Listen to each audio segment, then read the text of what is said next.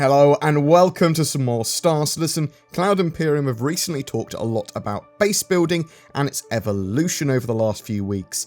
In fact, it appears that base building and homesteads have changed and expanded significantly. You can call this feature creep, but it is something that genuinely excites me. In this video I want to discuss what we know, what we don't know about base building, and you'll get what I reckon that we probably would see or would be cool to see, so take those particular hot takes with a pinch of salt.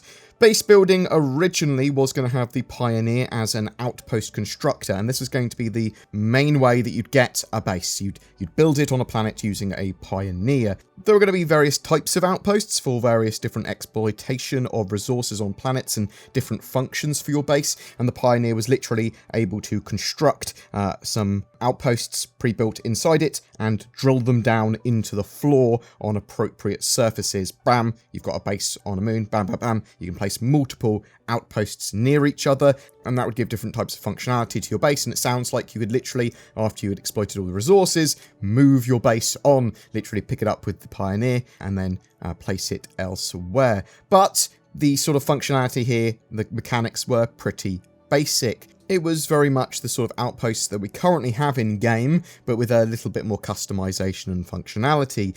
There are land claims too, which I actually assume have remained relatively the same or similar mechanically. In UE systems, where there are laws in place, you'll need a land claim. Land claim gameplay has been discussed in some detail previously. First, you'll want to find a piece of land that you think's appropriate for your base on a planet or moon. There are going to be restrictions, so you can't block certain areas. You can't go, I'm going to block this route into a major landing zone and then people have to pay me tax when they come through. You can't do stuff like that. The land claims we've previously seen are 4x4 or 8x8 kilometer plots, which is pretty big, and you can seemingly have as many land claims as you want, I believe, although there are costs associated with them. I'm not sure if there's going to be reoccurring costs, sort of like for land maintenance or anything, but that sort of makes sense, maybe. Basically, what you'll need is a land claim beacon, and then you'll place that where you want to claim your land, then you'll go and register your claim, and now that area belongs to you. It will be protected by UE law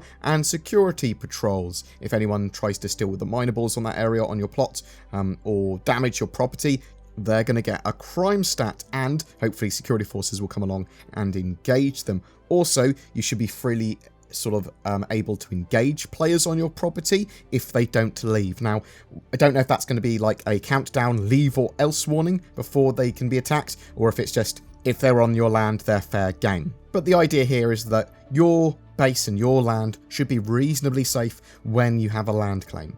Now, in lawless zones, so Pyro for example, expect that you can place your base or homesteads anywhere, or at least anywhere there's enough space to place them, though it's not afforded the same protections as UE territory, and either hiding it or defending it with turrets and weapons and that sort of stuff, that's how it's going to remain protected. Cloud Imperium have said that base building mechanics are going to be more sophisticated and expansive than previously planned. During the 2020 birthday, there was a question asked and Chris Roberts answered, "Can you elaborate on the current thinking on how base building is supposed to work?" We've got some pretty exciting plans on base building and the player settlement front. One of the fallouts of iCache, which we've been working on for full persistence of state and location of all dynamic objects in the universe of Star Citizen, is that recording and restoring a building you've just constructed is really no different to remembering where you've dropped your coffee cup on some distant planet or which shelf you've placed it on in your hab. Basically, iCache will enable us to allow you all to settle the stars. When we first came up with the concept of player-built outposts and land claims, iCache hadn't been technically designed, but now we have a system that will have a much higher degree of fidelity in remembering where each building or component is and what state it is in. So rather than just dropping down a singular outpost, you'll be able to place down various structures and connect them to things like power generators, turrets, resource collectors, hydroponics domes, and so on. In parallel, With this, we've been working on tools to build settlements or homesteads, both for our artists and designers, more of a sort of RTS godlike view, so top down, bam, you can place your buildings where you want, but also a player first person view for that as well. With this, we've been rethinking how the Pioneer will work to make her more flexible. Rather than just spitting out a prefabricated outpost, we want her to be more of a mobile fabrication facility that would be near your building site. With a Pioneer, you'll be able to build these structures without having to ship in the component parts, as long as you have a supply of raw materials. You don't need a Pioneer to build a homestead, but if you want to build a decent settlement, or you want to build something relatively quickly as opposed to having to fly in prefabricated components from major landing zones, you'll want to have a Pioneer, or have a friend or someone that's willing to lend you their services. We're very excited about the gameplay that all of this will provide, and we can't wait to see what kind of player settlements will sprout up all over the large gameplay area we have. We will need iCache in and working well before we see this in game, so expect to see some updates on this later next year. So as Chris has said there, Cloud Imperium have been building out new homestead concepts and assets, points of interest we're going to see in game, and probably to some extent build very similar buildings. We've seen these in Inside Star Citizen and the Subscriber Vault. At this stage, they're sort of concepting reasonably modular designs and choosing what shapeology and general look of the buildings are going to be. But there's a huge range of items, buildings and things that we might see in the future. And I think you'll agree that this is a lot more than was originally expected. It sounds like you'll be able to build reasonably large functional bases, and they will follow the same rules that ships do when like needing power and resources. There is now a lot more potential for base building and various types of functionality with mining, storage, shopping, refining facilities, lots of different stuff that you could potentially have there beyond just living there and operating out of it. And the thing with Star Citizen is that these bases are probably going to look really good. It's not going to be sort of like very blocky, it's not going to be Minecrafty, it's going to be something once you build and it's going to be pretty diegetic. It's going to feel like it's part of the game and part of the area rather than just be like looking far too detached and alien from what you'd expect. So the expectation is that you will be able to extract and process resources, farm, and potentially even manufacture and craft with bases now. They mentioned they have big plans for crafting and manufacturing in the future. Now, that could just be referring to the dynamic universe simulation stuff. My ideal gameplay for PvP and org war mechanics and bases would be that you'd sort of have bases built in lawless areas, so pyro, near wealthy areas, so you're going to be using these to exploit wealth, you're going to be using them for mining, you might be using them to operate out of, it's going to be where you repair, rearm, refuel, and get materials and minerals to be able to do that, to make money, and you're not going to want to travel to space stations or different star systems unless you're going to sell goods. So every so often you might be like, well actually there's a huge amount of resources we've got here, bam, convoy it out to an area, nom nom nom, make a load of money. But other than that, those bases should be relatively independent. Now, this would have players then hunting bases down and destroying them to dislodge an org or group in that area so that they can't supply or resupply as easily. I think it's very important with base gameplay that you don't sort of like have the ability to just entirely destroy a base from orbit. You need to be able to sort of like have those ground assaults to have that sort of fun and balanced. There needs to be defenses which go, well actually your ships in orbit aren't going to do anything, or your sort of like ships, you've got a big fleet with you, but you can't really bring them all to bear against this base because it's got EMP defenses or because the turrets are very, very powerful or something like that. Do you see what I mean? Because otherwise, you're just going to have, well, what's the point in having a base? As soon as it's discovered, it's just destroyed because ships just rule. And I want to see NPCs and players defending those bases, and the sort of like choices of defense and how you defend, that's going to determine whether you are sort of winning or losing. And the other thing is once you found a base, you can keep on attacking it, I suppose. So there needs to be some interesting balance there. Now, are bases going to be fully destructible, capturable, deteriorate over time? We don't know yet. Bases also allow players to express themselves. They can be your home in-game, and some people will just want to make them look cool. I would expect to see a reasonable amount of customization. You'll be able to move stuff around for sure, and put different sort of like items in there that will give different functionality, and you'll have lots of different types of building and lots of different types of functionality that you can have with your base. But I would also expect some ship type aftermarket customization there too. I want to see some different colours and paints and that sort of stuff, and I think that's probably quite plausible, but we don't know exactly what Cloud Imperium have got planned at this stage because they're still in the very early stages of planning all of this out.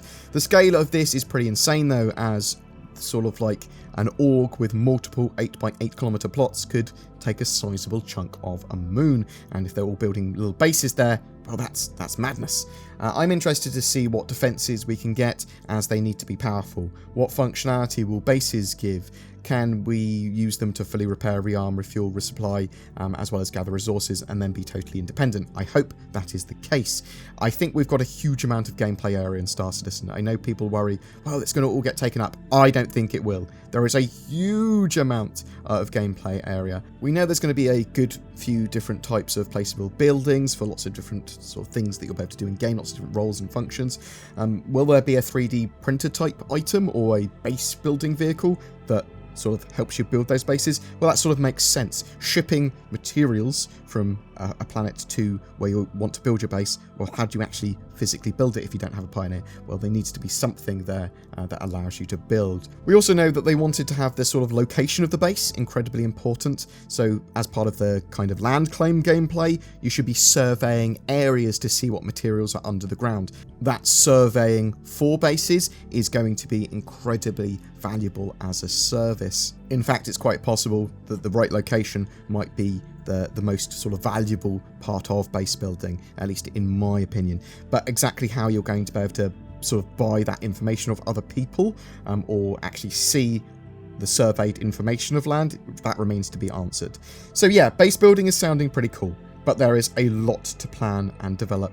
And although iCache allows for that gameplay, it's probably going to be a couple of years at least before it's in-game, in my opinion. The persistence of people's bases is important, and they really need server meshing and a fully persistent universe, otherwise you could have bases on bases, and that would be strange, and that's not what they want. We should start to hear a lot more about these mechanics next year, but before that, we may well get rentable or persistent habs at landing zones, and I love the idea of living in a nice suite at Microtech or Horizon above Crusader. That's the most likely next evolution towards this sort of gameplay, is having that fully customizable persistent hab to some degree. So we'll have to see exactly what they've got planned next year and how they evolve that. But I'm interested to know what you think. Where will you call home? At a landing zone, on a ship, or at a base you've made? How expensive do you think bases will be?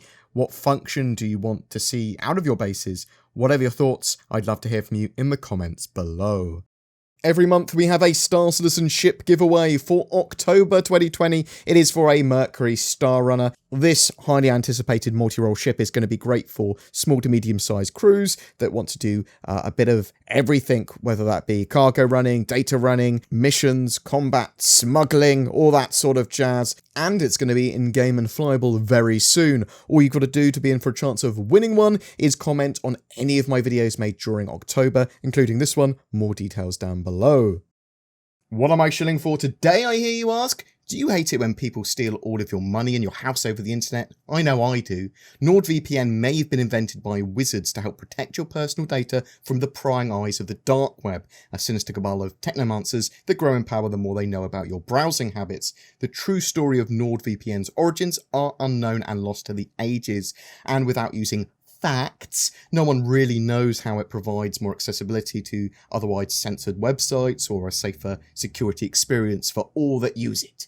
All I know is that it does, and that when you sign up to it, the power level of my bank account grows, and I use it, and maybe you should too.